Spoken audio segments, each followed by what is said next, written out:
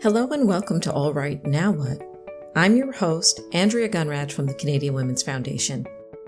Gender equality and justice where we live, work, learn, and play is the goal, and it makes life better for everyone. This podcast is our chance to connect with insightful people and explore what it'll take to get there in Canada. The work of the Canadian Women's Foundation and our partners takes place on traditional First Nations, Métis, and Inuit territories. We are grateful for the opportunity to meet and work on this land. However, we recognize that land acknowledgements are not enough.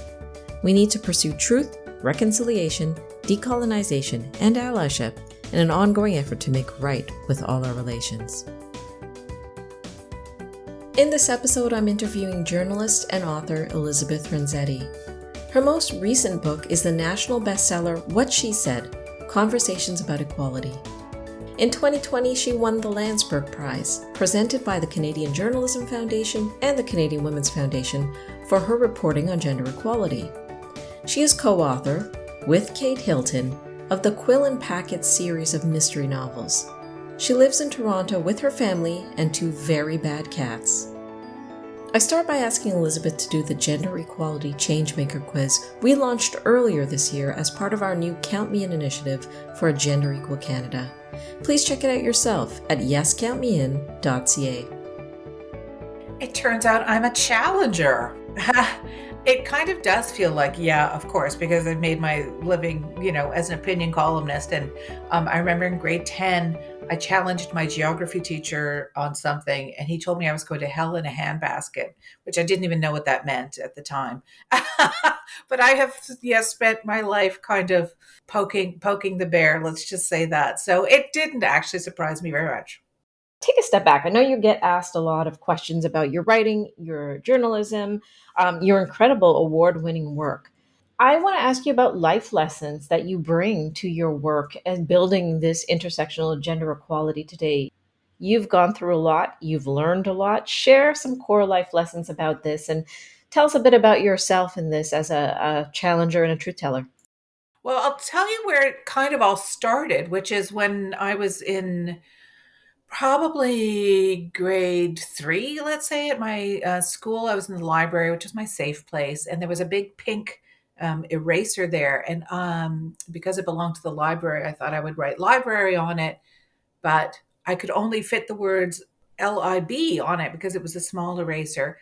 And then I stared at it, and I was filled with horror and shock because I thought I wrote the word lib, and lib was a bad word. Lib was a swear word. Like in my house, where patriarchal roles were very well established, women's lib was seen that was something that was, debasing and wrong and outside kind of polite society.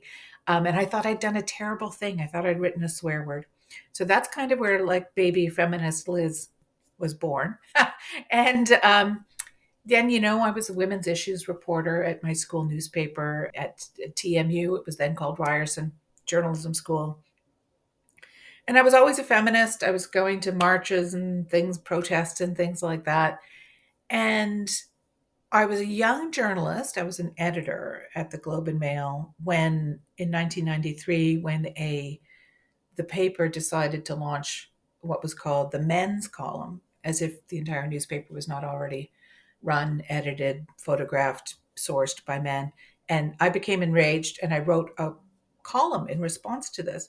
I wrote a rebuttal column, and people liked it. And then that ended up being a column that I wrote on and off for many years. And mainly I wrote about gender equality issues. And as I write in my new book, What She Said, what's astonishing to me is that for 30 years, I've been writing essentially the same column. It's like the world's most annoying Groundhog Day that we have made progress. I'm not going to say we haven't, especially as we want to talk about in terms of intersectionality. I think we have in terms of our awareness with the problems of white feminism. But I still can't believe that we are in some ways, no further to parity than we were, and in some ways we are farther away. You're right that we seem to be in a bit of a Groundhog Day and in some ways worse.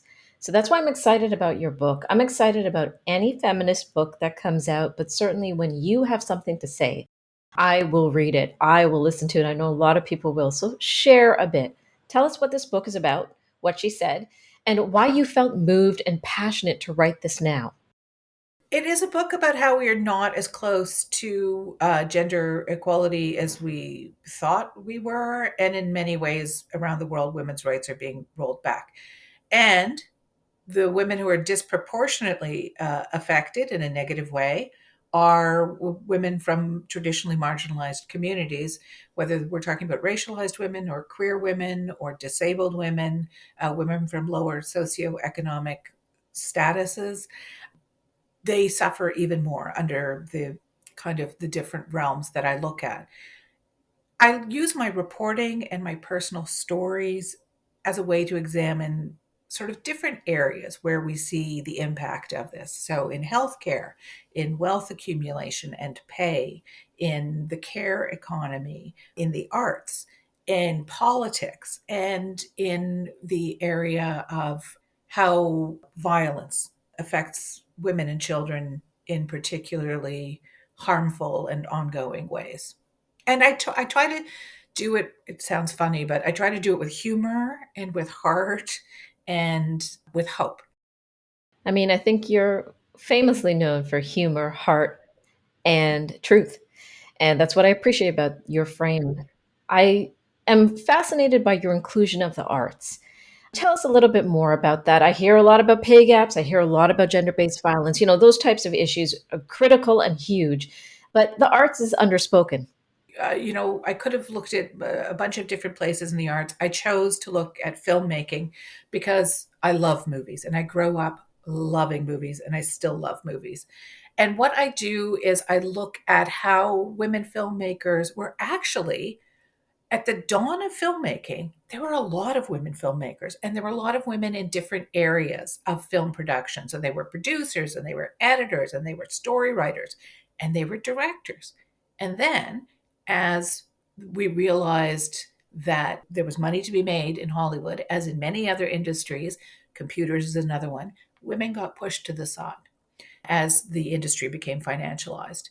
And so then for close to 100 years, it was very hard to find any women directors at all. The Directors Guild of America had one director, Ida Lupino, in the sort of 1940s and 1950s. And they would begin their meetings by saying, hello, gentlemen and madam. And then we cut forward to, in this chapter that I write, women filmmakers now. So, for example, Sarah Polley and Greta Gerwig, everyone thought that with Barbie, everything was going to change. And it didn't. That's the fascinating thing. We keep thinking, oh, this is the moment when everything is going to change. We're going to have more women filmmakers out there. And yet, Hollywood continues to not employ women filmmakers, especially racialized women and women from other backgrounds are negligible when you look at the number of films that are made by those women. So this is something I really wanted to look at because who tells stories is so important to us, whose stories we listen to, whose stories we pay money to see.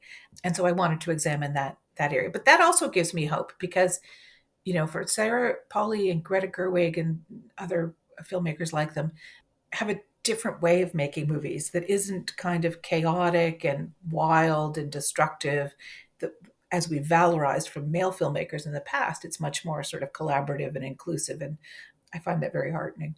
You're a movie buff, so I am going to ask you, is there a recommended movie that you would suggest to our listeners right now that you just feel encapsulates something that relates to your book, something that you would say, is a must see for those of us who care about gender equality? Actually, yes, my favorite movie of all time from 1979 is called My Brilliant Career, and it's an Australian movie made by a woman, Gillian Armstrong, starring the inimitable Judy Davis, and it's about a young woman in the outback of Australia at the turn of the 20th century who has to decide whether she wants to be a wife or she wants to be a writer.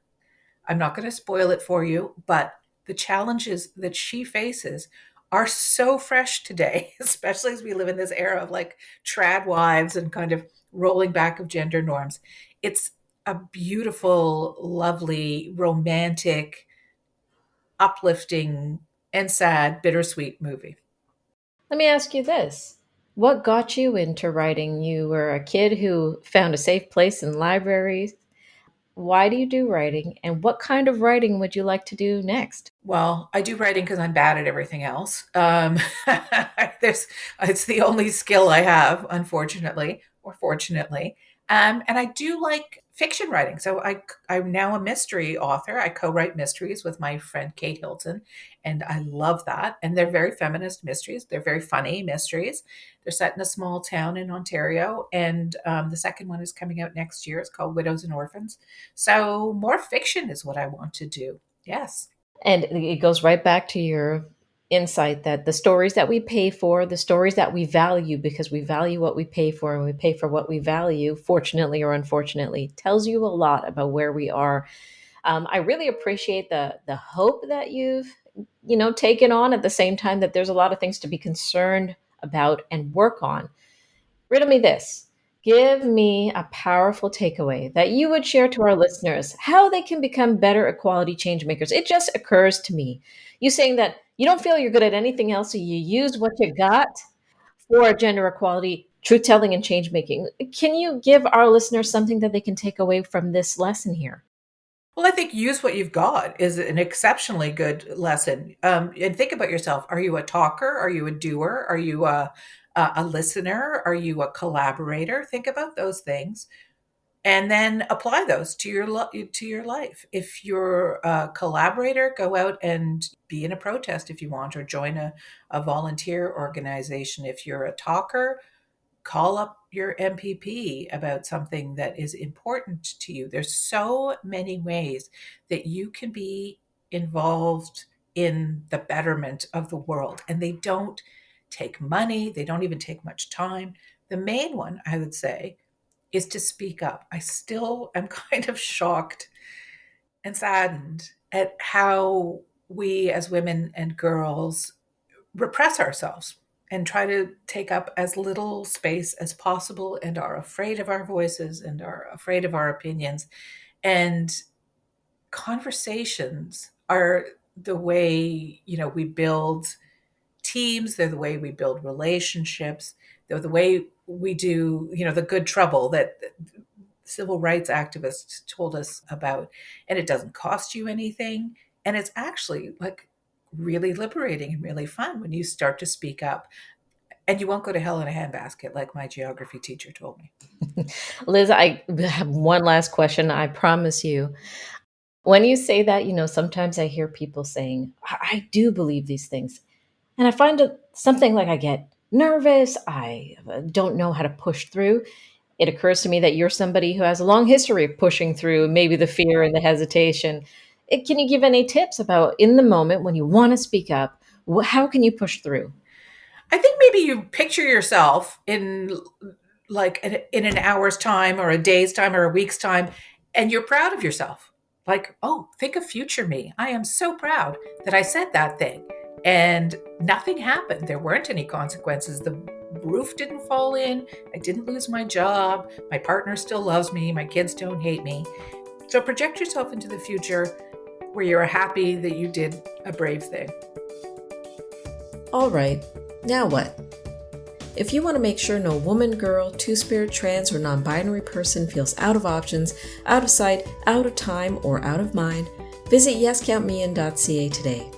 When you count yourself in, you'll join over 82,000 people in the Canadian Women's Foundation's generous and active community. You'll get tools and opportunities to advance gender equality. This movement needs you. Visit yescountmein.ca and count yourself in today. Please listen, subscribe, rate, and review this podcast. If you appreciate this content, please consider becoming a monthly donor to the Canadian Women's Foundation. People like you will make the goal of gender justice a reality. Visit CanadianWomen.org to give today, and thank you for your tireless support.